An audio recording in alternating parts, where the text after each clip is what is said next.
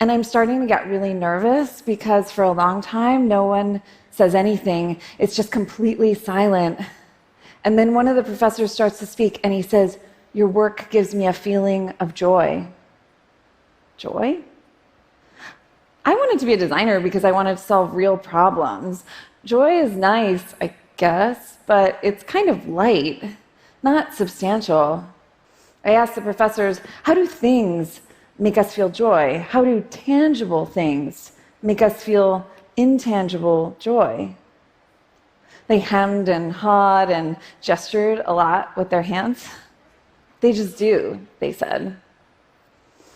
And this launched a journey, one that I didn't know at the time would take me 10 years to understand the relationship between the physical world and the mysterious, quixotic emotion we call joy. Hi, I'm Ingrid Fetell. I am a designer and a researcher who studies the relationship between our emotions and our surroundings. I am the author of a book called Joyful, and I write a blog called The Aesthetics of Joy. Ingrid, so let's get started with something that you actually mentioned right before we started this interview. You said, I'm not like 100% in the joyful headspace. It might take me a minute to get back into it. Well, it's funny. So I was talking about how I am researching something new and it's very heady. I'm very in my mind. And I think one of the things that always brings me back to joy is getting back into my body somehow. In this case, like it literally for me was putting on like a colorful something brightly colored, going for a quick walk or, jumping, like doing a few jumps in the air like a kid would do, or spinning around, like some physical movement, I think often helps to get me out of that rumination headspace or you're, worrying or thinking over problems and back into, your joyful body. Something that Aesthetics of Joy, the blog that you wrote and continue to write, has made me think a lot about is the way in which these things like putting on a colorful piece of clothing or like having polka dots in your house, that there are these ways that we can kind of like structurally put more joy into our lives. And I had never thought about it that way before I started reading your work. As a kid growing up, I always thought of joy as this thing that you stumble upon. If you get lucky, you get a few moments of joy in a day, but you never really know where they're going to come from. And it wasn't until I became a designer where I was actually, learning to create something out of nothing, right? You have an idea and you actually literally turn it into physical matter, that I started to think about, could we actually create things that give this feeling of joy?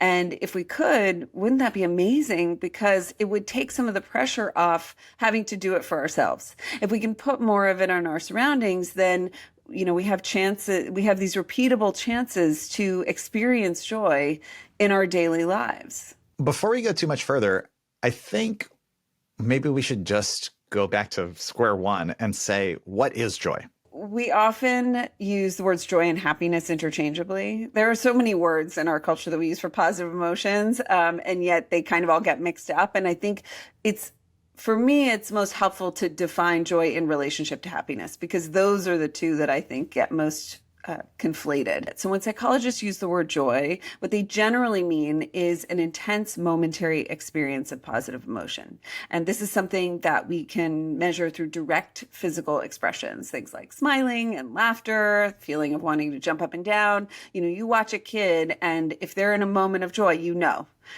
because they don't mask it, they don't hide it. It's this very physical, visceral feeling. I think this is a really powerful distinction because we spend a lot of our time pursuing happiness, trying to figure out what is the precise combination of things to put into place in our lives that's going to create that perfect state of happiness, that kind of happily ever after from the fairy tales. And yet these little moments of joy are happening all the time. They're always available to us. And when we start to gather them up, lots of positive changes start to happen in our lives. Little kids are so full of joy and it's very natural. You are very much an adult and you are a joyful adult. So can you talk about like how you bring joy into the phase of life that you're in? I love that you brought this up because I think this is such a deep cultural bias that we have, right? That joy is for children, or we associate it with childhood, and therefore it must be juvenile. The idea that we can retain joy as we age. It often isn't modeled for us, right? I think a lot of us have seen joy be pushed off to the sort of edges of our lives.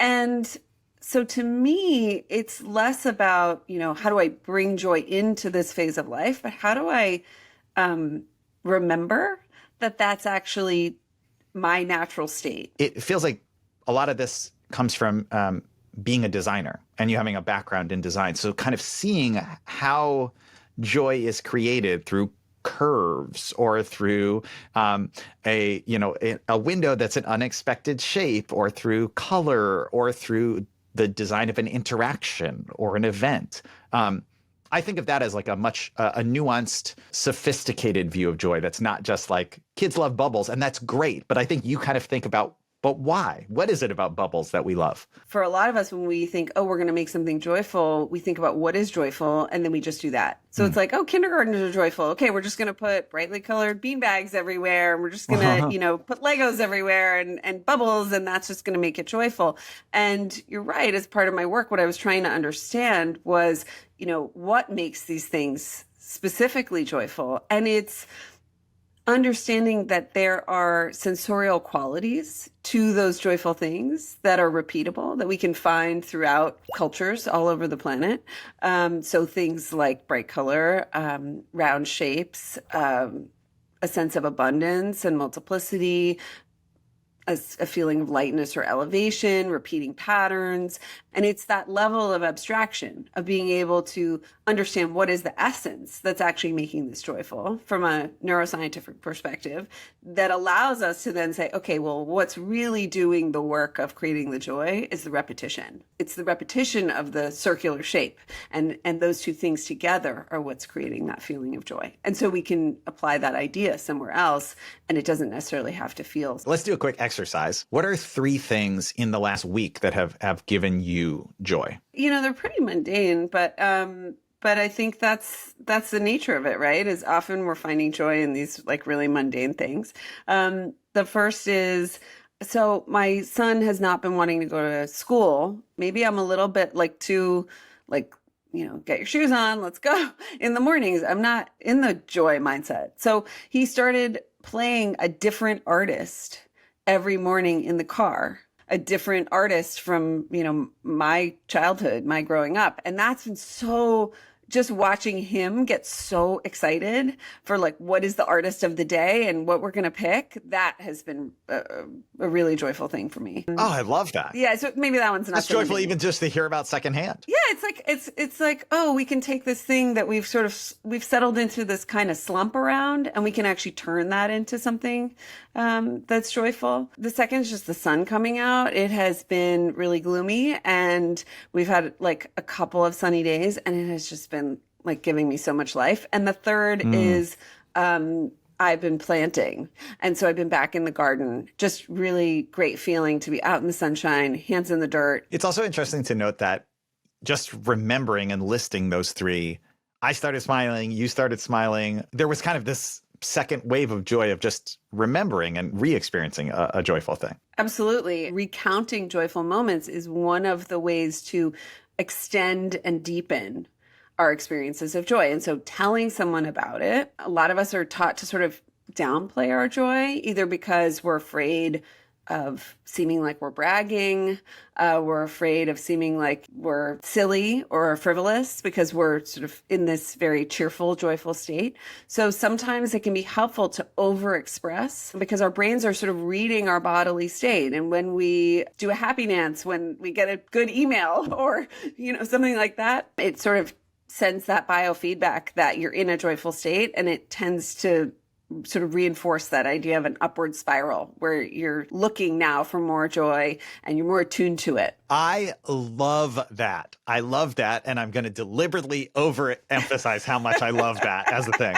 That's so good. Someone tells you something good or you tell them something good and then you both celebrate it together. That feels so good. Yeah, it feels good. And it's also really important. There are all these viral red flags posts going around, or green flags. Maybe we'll stay in the green flag, but a green flag in a relationship is someone who will celebrate your good news with you and be actively celebrating with you. And they are wanting to build on that. You say, hey, like I got this promotion, and like they are just like so excited. They want to talk about it with you. They want to hear all about it. They want you to tell the story over and over again. You go out to dinner with someone else, they're like, tell the story, right? Like that kind of encouragement is, I think, a really positive green flag in a relationship. There's lots of things that I like about comedy, but one of the biggest ones is just this, not just license, but requirement to walk around the world looking for strange, hilarious, odd things that make me laugh. Well, so I call it, in my line of work, I call it joy spotting. This idea that you're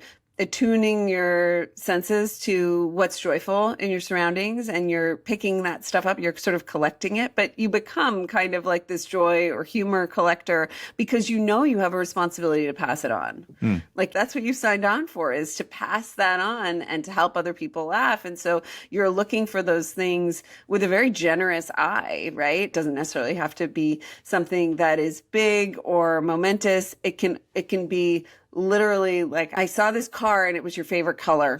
I had to send it to you.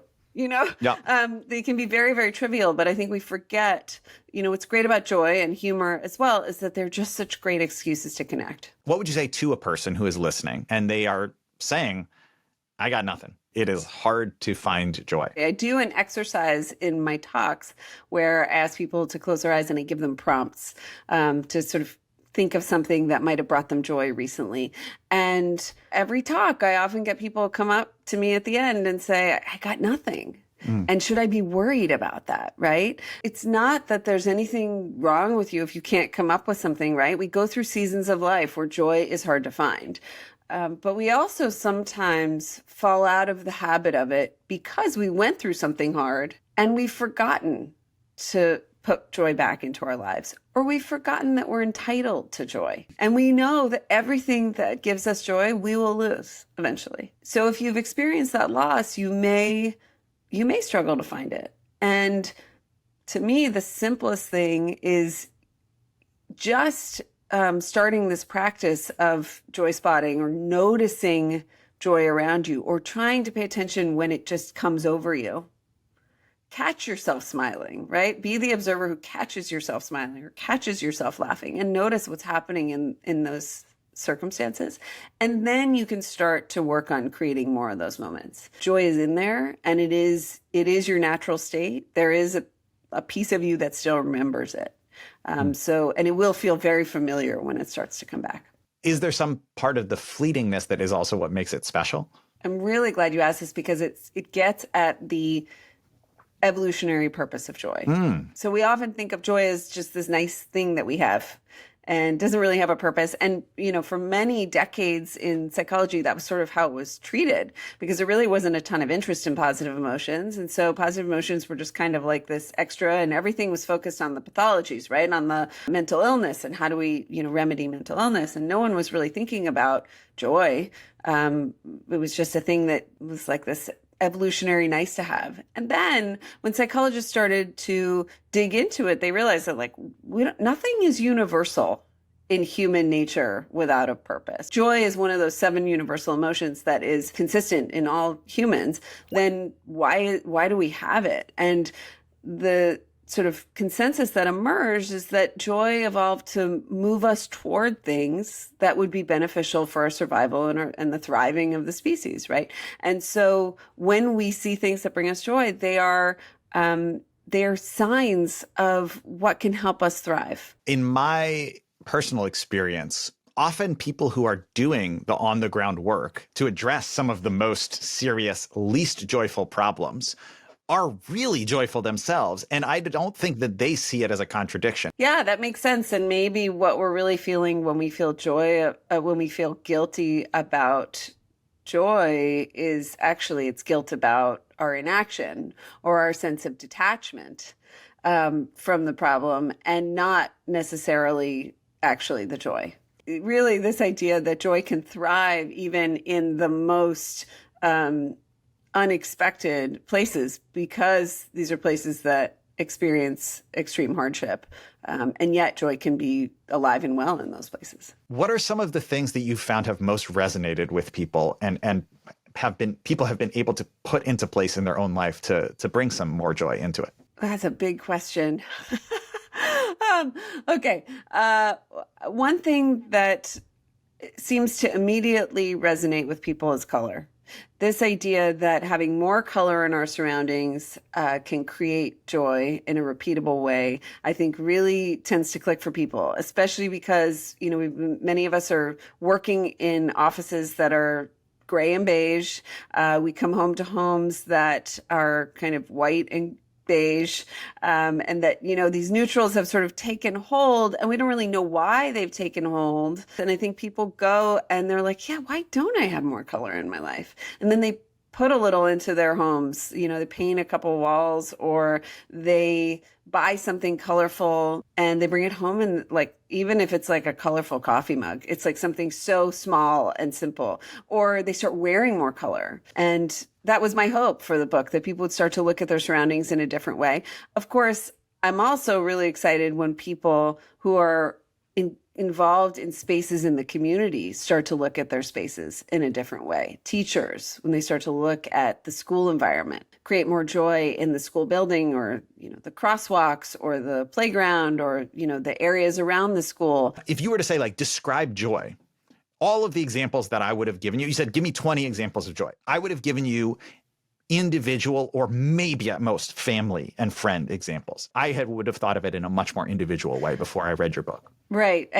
I think we have a very individualistic society, right? So we tend to concentrate our efforts toward joy in the private realm. The result of that is that our common spaces often, when we even have them, right, they lack joy. So like, you go to Europe and you have these beautiful common spaces and piazzas and places where people gather. And, we lack a lot of those in the US.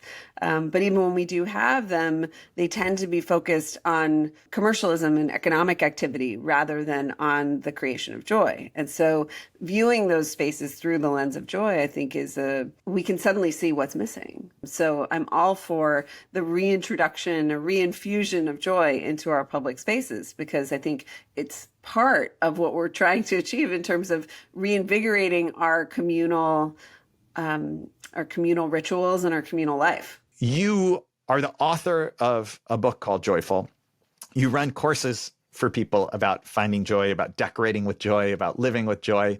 Do you ever feel like pressure to be joyful when you're not joyful all the time? No, I don't think it's a pressure to feel joyful when I'm not. I think I have a lot of gratitude for having chosen this lens on the world. And part of that is because, again, I don't expect joy to last. So I know that there are going to be crappy days. And my job on the crappy days is not to force myself to feel joy or put on a happy face. It is to feel the other feelings and stay available to joy. I think the way that I used to think about it was, I'm having a bad day. I just get through this bad day. And then I will, maybe tomorrow will be a better day. Now my mindset is more, this is really a bad day.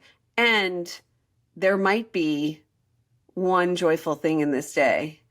And one day I might not remember all of the stuff that was so hard today, but I might remember that. And so I'm just going to stay available to the possibility of it. Ingrid, this has been such a delight to talk to you. I am always and forever a fan of your work, and I'm really glad that you made the time to be on the show. It was truly a delight. Oh, likewise. It was really fun. Thank you so much for having me.